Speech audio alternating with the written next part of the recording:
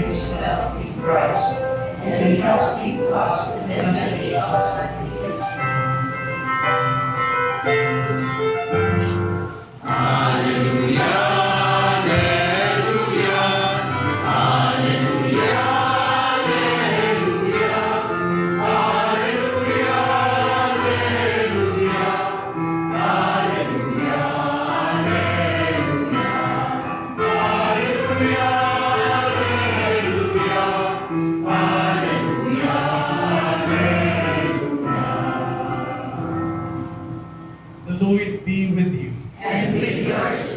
A reading from the Holy Gospel according to Luke.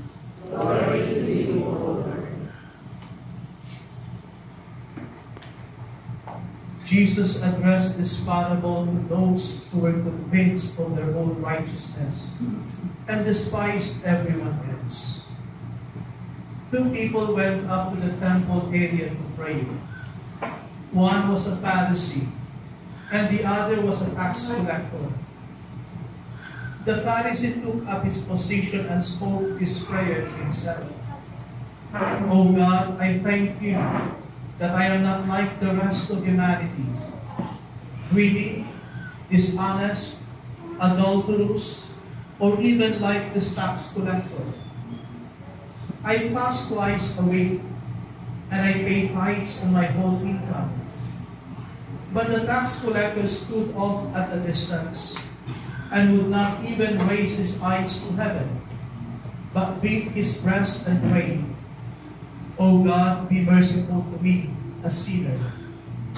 I tell you, the latter went home justified, not the former. For whoever exalts himself will be humbled, and the one who humbles himself will be exalted.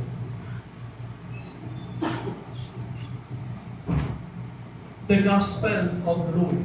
Praise to you, Lord Jesus Christ.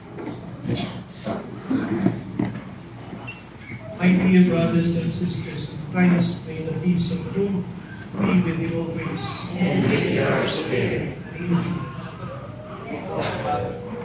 So una-una, we thank the Lord even with this very unexpected turn of events. We found ourselves gathering around the Lord, around the altar, because this is exactly why we celebrate this Eucharist together, to remind ourselves that the community simply remains a community because they are gathered around the Lord. Napaka-importante po maintindihan natin na pag tayo ay nagdiriwang sabay-sabay bilang isang sambayanan, ito po'y pagpapahayag, is a declaration of our faith that this community will never go forward. This community will never survive, not unless we will learn to gather ourselves around Christ. At ang Eucharistia, dito po tayo talaga that we are gathered around Christ. Because every time we celebrate the Eucharist, we enter into the presence of God in the name of Jesus Christ. Yung ating pong Ebanghelyo sa araw na ito ay pagpapahayag din na ganito palang uri ng pagsamba at panalangin ang dapat mangyayari. Nakatulad nitong dalawang tao ito, they went up to the temple area to pray. Napaka-importante na pag binasa po natin ito sa original na lengguwahe na ginamit. Ang ginamit po na may akda dito, anabay no to go up, would mean that to pray means to enter into the presence of God. Napakalumang konsepto na po ito. Kaya pag kayo nakakita ng mga Muslim na nagdadasal, anong ginagawa nila? Pag wala sila sa mosque, naglalatag po sila ng maliit na parang carpet. Pag wala sila sa isang sacred place. Kasi nga, yung panalangin ay dapat nangyayari yan sa isang banal na lugar. At pag wala sila sa banal na lugar ngayon, may bawon silang palagi maliliit na carpet to separate them from the useful time that they are doing and allot a time simply for God. When we pray therefore, yun pala ang ibig sabihin niya, na pag tayo na nanalangin, naglalagay tayo ng bakod upang sa ganun, yung ating atensyon, yung ating mga ninanais will always be that which belongs to God. And every time we do our prayer, we enter into that presence recognizing the presence of the Lord. Unfortunately, I say, sa loob din ng Ebanghelyong ito, sa konteksto din ng panalangin, doon din nakikita kung sino yung mga tao na self-righteous at yung mga tao who despise others. Yung tema ng panalangin na nagsimula ng nakaraang linggo, kung nagsimba kayo. Nagsimba kayo nakaraang linggo? O ano yung Ebanghelyo? Nalimutan na naman, no? Naalala niyo yung balok? Who was always insisting, give me a just judgment. Tapos may isang judge na napuno, no?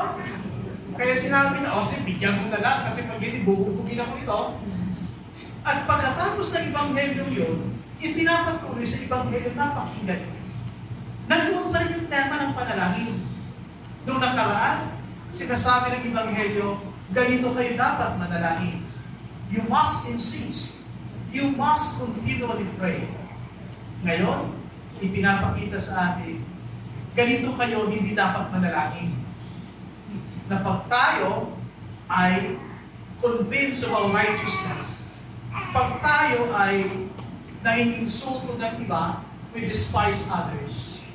We do not have the business to pray.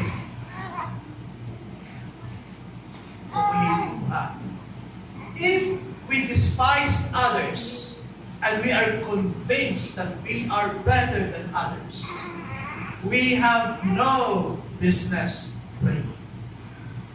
The only way to pray, the only requisite necessary na kinakailangan ng Panginoon is someone who prays by accepting the fact that he or she does not deserve to be heard by the Lord. Lahat tayo, ganun panalangin at meron tayo. Pag tayo nananalangin, minsan kayo praise and prayer kayo, no? Kaya sabi ko, babaguhin natin pangalan na yan, ha? Hindi na praise and worship. Because there's only one worship, namely the Eucharist. That should be a praise and prayer moment. Pag tayo nagdadasal, minsan sigurado tayo, no? Sinasabi pa natin, claim natin to in the name of the Lord.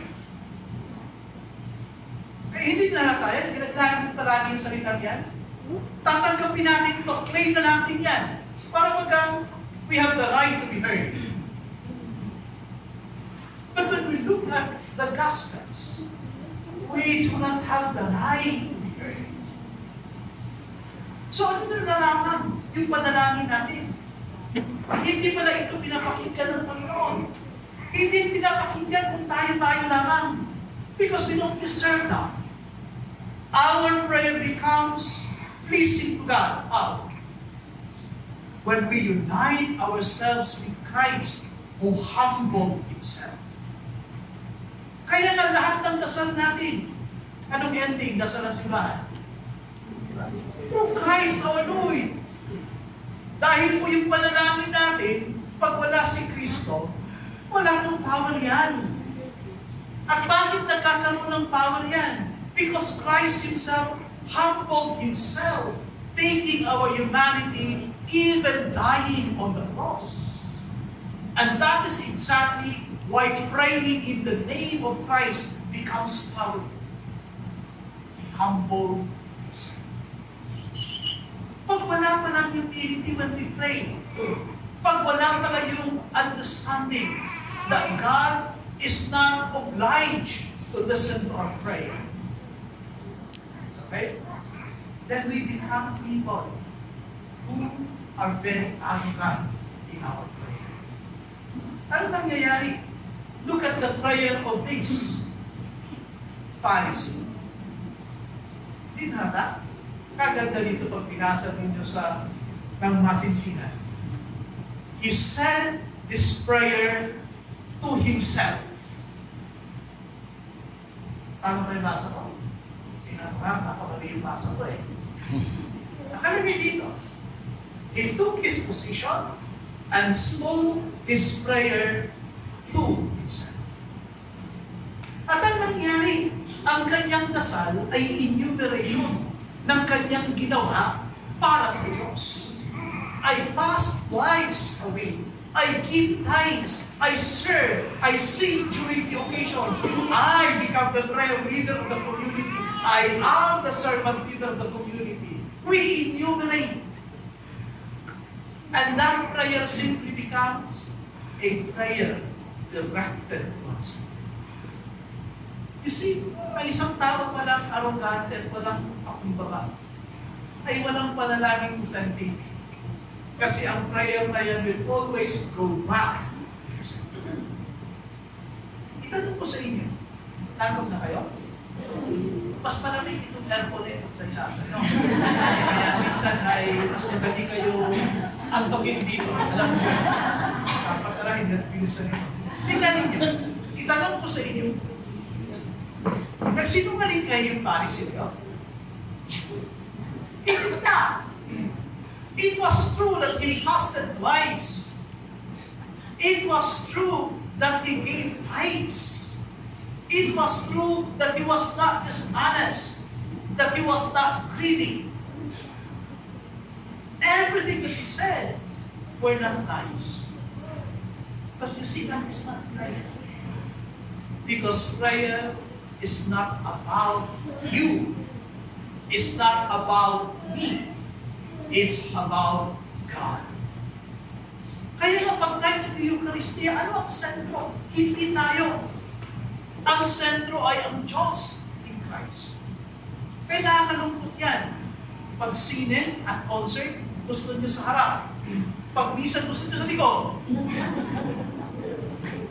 Hindi na tayo. Pag may artista, gusto nyo sa harap agad-agad. Pero pag misa, tatawagin pa kayo, brothers and sisters, you come in front. Now, the celebration is not about us. It must be about Christ. God revealed. Kaya nga sa susunod, pag tayo nagmimisa, grab hold of the first chair in front. Look at Christ. Look at what He is doing. Because the Mass and the prayer that is really found in our celebration is not about what you have done, but it's all about what God does to us. Alam nyo, dahil hindi naman kinagmamadali, sa oras ito, naalala yung story of creation? Okay, naalala. Pagdating ng 7th day, Rest. God rested. Di ba? Bumok, nagkawag siya. No. Then, yung rest na yan is all about worship. Okay? Kaya nga, pagdating ng Sabbath, they worship. Ano ibig sabihin niya? Tatrabaho kayo, 6 na araw. Pagdating ng 7th day, kinukunek niyo uli yung sarili natin sa Diyos. Kasi, pag hindi natin kinukunek, yung ating pinagkakaabalahan sa loob ng isang linggo will have the possibility of separating us from God. If we are separated from God and we forget that connectedness with God, then our prayer does not become healthy. Our prayer must be a prayer of this. Tax collector. Anong prayer? Lord, have mercy on me, a sinner. Alam nyo, it's another kaalaman. Pag sinabi nyo, Lord, have mercy on me, Greek, anong translation yan? Alam nyo yan? Lord, have mercy, translating Greek. Ha? Kyrie eleison. Very good. Kaya umaga din sa rin ng tao, Kyrie eleison. So, Greek yun, hindi yan Latin, Greek yan. Right? Lord have mercy. Pero alam nyo, hindi lang ginamit no tax collector. Ang kanyang ginamit ay hilaskomai. Hilasto yun, alam niyo sa temple before, pagpasok ng temple, may tinatawag silang Holy of Holies. Sa Holy of Holies doon may trono. Yung trono na yun ay trono ng Diyos. Kada isang taon, yung high priest papasok doon, magbubuo siya ng dugo ng kordero, ng lamb, in order to anoint and to ask for forgiveness. Why that forgiveness? So that the people will remain as God's people. Yung term na yan, naging verb, hilaskomai, nang hiningi ng taong ito, pour your blood on me, so to speak, so that I will not be separated from you. This is his prayer. It was not just asking for forgiveness. He was asking, Lord, I know that I am a sinner, but please do not cut me off away from you. This is what we are supposed to pray. Every time we are in the Eucharist, this is our prayer. Yung mga intention ninyo na magkaroon ng trabaho, na hindi kayo mapakat sa trabaho, na makabayaran ng utang, these are petty intentions. Remember what the gospel said? Seek first the kingdom and his righteousness and all the rest will be given. Sinabi ng Ebanghelyo, before you utter your prayer, God already knows what you want and what you need. Kaya nga when we gather in the Eucharist, our primary prayer must be like this of the prayer of the tax collector. Lord, I know I am a sinner, but please do not cut me away from you. Do not take me out from your kingdom. And let me translate that one in a more dynamic way. Lord, I am a sinner. Please be patient with me. And see, the prayer of this person becomes the most beautiful prayer. Because towards the end, he was made righteous. Not because of what he did, but because of what God did. In the Eucharist, it's all about what God is doing to you. Never ever say, Lord, magsisimba ako ngayon. Papromise ko, kukumpituhin mo yung 9 days. At pagdating ng 9 days, i-grant mo yung wish ko, ha? Ay, tawa kayo, ginagawa nyo rin yan. Minsan pa, humihingi pa kayo. Lord, bigyan mo na ako ng sign. Bulak-lak ng bulak. Kita talaga yung I know, you see, sabi ko nga sa inyo, hindi mo pinapakinggan ng Diyos yan, pinapakinggan yan. Pero yung dasal na yan ay sintonado yan. Because that is not supposed to be really our prayer. Pinapakinggan ng Diyos yan, kahit sintonado. Alam niyo ba, na-invite na ba kayo ng party? Ng birthday party? Tapos yung nag-birthday party 50 anyos na. Tapos 50 anyos na, during ng party, kakanta talaga siya. Kahit sintonado yung, di ba? Sintonado yung boses. Kayo na inimbitan, hindi kayo pwede umalis. Kumain na kayo eh. Di ba? Mapipilitan kayo makinig. Pero sasabihin nyo sa likod, sintonado naman ang boses. I-imagine nyo yung Diyos. Pag yung mga dasal natin is all about I, me, and myself. Sasabihin ng Panginoon, sintonado yung anak ko. Yung dasal niya ay wala sa mo. I think we must learn the right harmony of prayer. And this is what this person said. I am a sinner. Please be patient. And the Lord will grant us this. Let us therefore pray this Eucharist. Let us pray that we be patient with ourselves as much as the Lord is patient with us. To pray so that we will continually be in His presence.